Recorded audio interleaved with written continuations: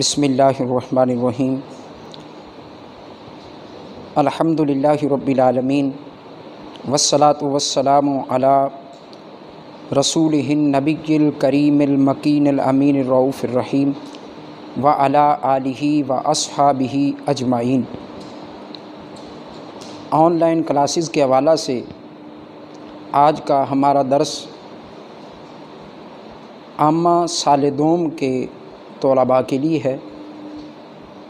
جامعہ افریدیہ کی طرف سے یہ آن لائن کلاسز کا آغاز قبلہ ڈاکٹر مفتی پیر محمد مظہر فری شاہ صاحب آپ کی ہدایت پر کیا جا رہا ہے۔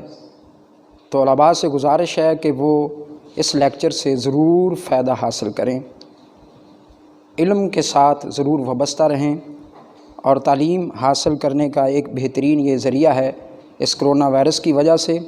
اس لیے تعلیم جو ہے وہ آپ اس جدید ٹیکنالوجی سے ضرور فائدہ لیں تاکہ ہمارے علم کے جو دن حاصل کرنے کے تھے وہ اس سے ضائع ہونے سے بچ جائیں۔ آج کے درس میں ہم سب سے پہلے بنیادی طور پر تو علم الصیغہ ہمارے نصاب میں شامل ہے۔ اس میں چونکہ کلمہ کی تعریف سے بات کو شروع کیا گیا ہے تو ہم کلمہ کی تعریف کی بجائے سب سے پہلے علم صرف کی تعریف کریں گے، کیونکہ اگر کسی بھی فن کو شروع کرنے سے پہلے اس کی تعریف، موضوع اور غرض و غایت اس کو نہ جانا جائے، تعریف کو نہ جانا جائے تو اس سے جہالت لازم آتی ہے، موضوع کو نہ جانا جائے تو اس سے مقصود اور غیر مقصود میں بچہ فرق نہیں کر پاتا، اگر فضیلت کو نہ جانا جائے، غرض و غایت کو نہ جانا جائے تو طالب علم کی کوشش ضائع ہونے کا خدشہ ہوتا ہے۔ تو اس لیے سب سے پہلے ہم علم صرف کی تعریف کو پڑھتے ہیں۔ علم صرف کی تعریف دو انداز میں آپ کے سامنے میں پیش کرنے کی کوشش کروں گا۔ پہلی تعریف تو یہ ہے علم صرف کی کہ جس میں 3 پوائنٹ کے ساتھ آپ کے سامنے بات کو واضح کرنے کی کوشش کرتا ہوں کہ علم صرف وہ علم ہے جس سے صیغوں کی پہچان حاصل ہوتی ہے اور لفظوں کو گردان کرنے کا طریقہ اور ایک صیغہ سے دوسرا صیغہ بنانے کا قاعدہ اور ضابطہ معلوم ہوتا ہے۔ گویا کہ اس کو ہم 3 حصوں میں 3 پوائنٹ میں سمجھنے کے لیے آسان ترین کر لیں تو یہ ہمارے لیے آسان ہو جائے گی۔ مثال کے طور پر علم صرف وہ علم ہے جس سے صیغوں کی پہچان حاصل ہوتی ہے، یہ پہلا پوائنٹ ہو گیا، اور لفظوں کو گردان کرنے کا طریقہ حاصل ہوتا ہے، یہ دوسرا پوائنٹ ہو گیا۔ تیسرا پوائنٹ ہم یوں بنا لیں گے کہ ایک لفظ کو دوسرے لفظ سے ملانے کا طریقہ اور ضابطہ وہ اس علم سے حاصل ہوتا ہے، یعنی علم صرف سے حاصل ہوتا ہے۔ ایک تعریف تو یہ ہے۔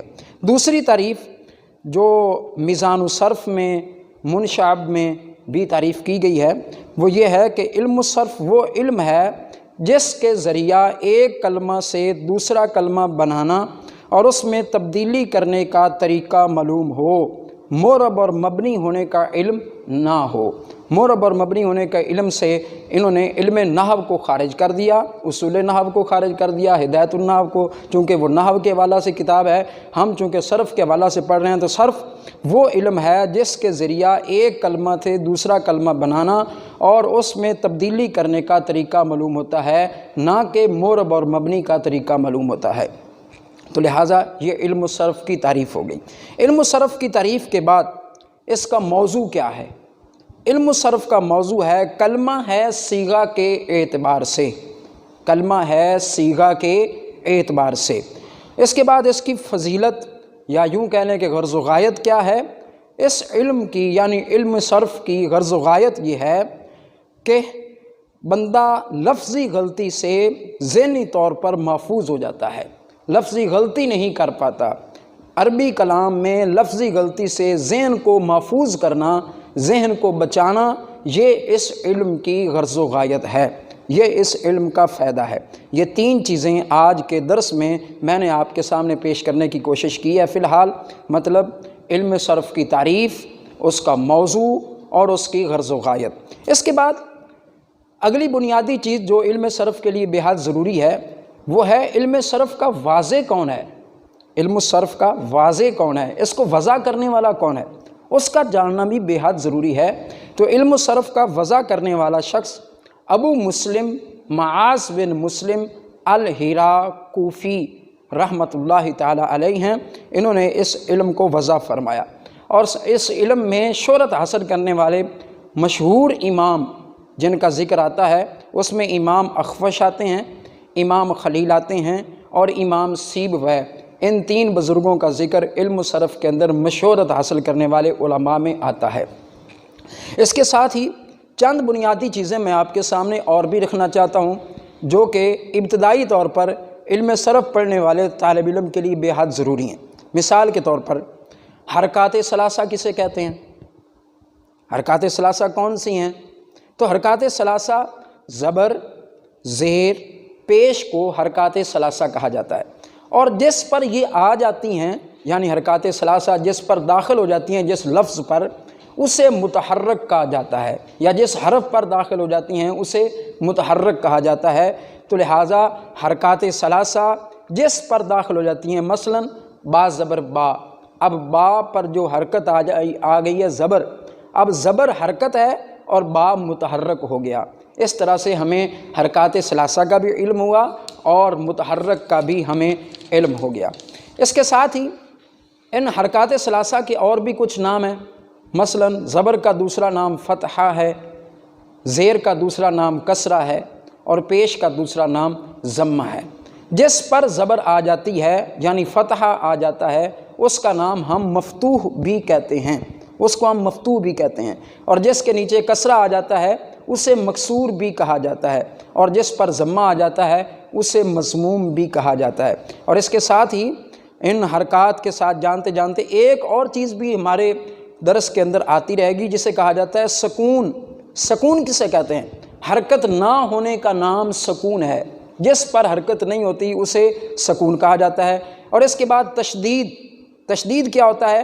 ایک حرف کو دو بار پڑھنا، ایک حرف کو دو بار پڑھنا ایک سکون اور حرکت کے ساتھ، جیسے حمزہ زبر با، اب با پر جو ہے وہ ساکن ہے، وہ حرکت نہیں ہے، با زبر با، ایک مرتبہ ہم نے با کو سکون کے ساتھ پڑھا، پھر ہم نے حرکت کے ساتھ پڑھا، یوں بن گیا اب با۔ عین زبر دواد اد، دواد زبر دوا، یوں بن گیا ادوا۔ ابا اور ادوا، ابا میں با مشدد ہے اور ادا میں دواد مشدد ہے، جس پر شد آ جاتی ہے، تشدید آ جاتی ہے، اسے مشدد کہا جاتا ہے۔ تو گویا کہ اس انداز میں یہ بنیادی اصطلاحات ضروریہ ہیں جو کہ علم صرف پڑھنے والے طالب علم کے لیے ان کا جاننا بھی بے حد ضروری ہے۔ ہم اس سے قبل کہ علم الصیغہ کا آغاز کریں، اس سے پہلے ان تمام چیزوں کا جاننا ضروری ہے جو میں نے آپ کے سامنے پیش کرنے کی کوشش کی۔ ایک دفعہ پھر میں ان باتوں کو دہراتا ہوں۔ سب سے پہلے ہم نے علم صرف کی تعریف پڑھی، اس کے بعد ہم نے موضوع پڑھا، اس کے بعد ہم نے علم صرف کے غرض و غایت یا فائدہ پڑھا، اس کے بعد ہم نے علم صرف کے مشہور امام پڑھے اور علم صرف کے واضح کا نام پڑھا۔ حرکات ثلاثہ کیا ہوتی ہیں، متحرک کسے کہتے ہیں، فتحہ، ضمہ، کسرہ، مفتوح، مکسور، مضموم اور سکون، اور اس کے ساتھ ساتھ تشدید اور مشدد کے حوالہ سے میں نے چند بنیادی چیزیں آپ کے سامنے پیش کرنے کی کوشش کی۔ امید ہے طلباء اس سے ضرور فائدہ حاصل کریں گے۔ والسلام وآخر دعوانا ان الحمد للہ رب العالمین۔